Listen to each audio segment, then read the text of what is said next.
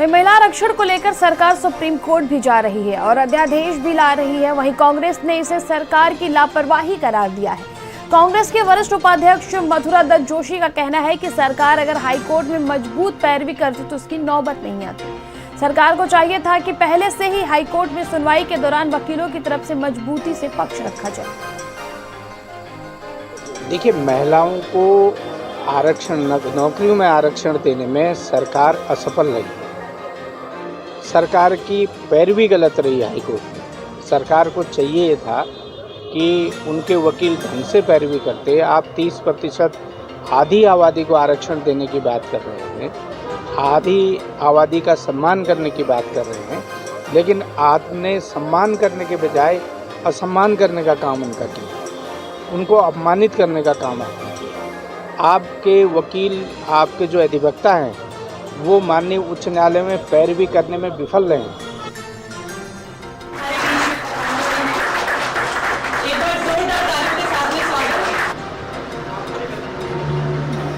ये पंकज पवार हमारे साथ जुड़े। पंकज, ये सरकारी नौकरियों को लेकर क्या कुछ पूरा मामला है जिसको लेकर सीएम खासे जो है सख्त नजर आ रहे हैं?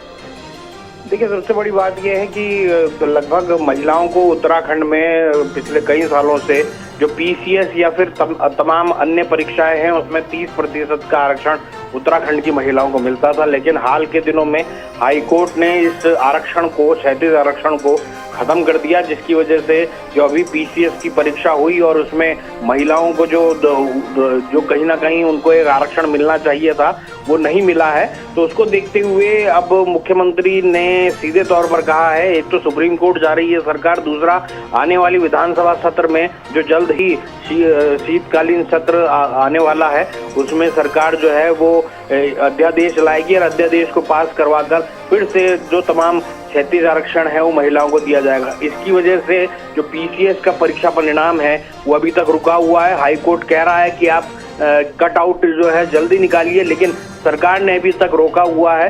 तो जल्द ही इसको लेकर सरकार फैसला लेने जा रही है। अध्यादेश जैसे ही पास होगा वैसे ही इस पर कार्रवाई शुरू कर दी जाएगी।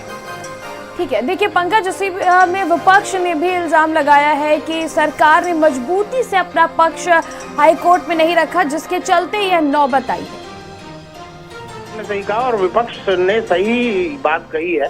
अगर हाईकोर्ट में ही इस पर सही पक्ष रख दिया जाता तो शायद ये नौबत ना आती, क्योंकि सरकार के जो वकील हैं, जो सरकार की पैरवी करने वाले हैं, वो कई बार जो हाईकोर्ट में सरकार को जीता जिताया केस हरवा देते हैं। और क्योंकि उनकी तैयारी नहीं होती है और एकाएक उनको खड़ा होना पड़ता है, तो लेकिन जिस तरीके से अगर इस मामले को गंभीरता से लिया जाता हाईकोर्ट में, तो हाईकोर्ट में ही इन तमाम चीजों पर इसमें फैसला हो जाता। लेकिन अब सुप्रीम कोर्ट जाएगी सरकार, उसके बाद अध्यादेश जाएगी और उसकी वजह से तमाम महिलाएं जो उत्तराखंड की हैं, जो नौकरी पाना चाहती हैं, उनको सफर होना पड़ रहा है।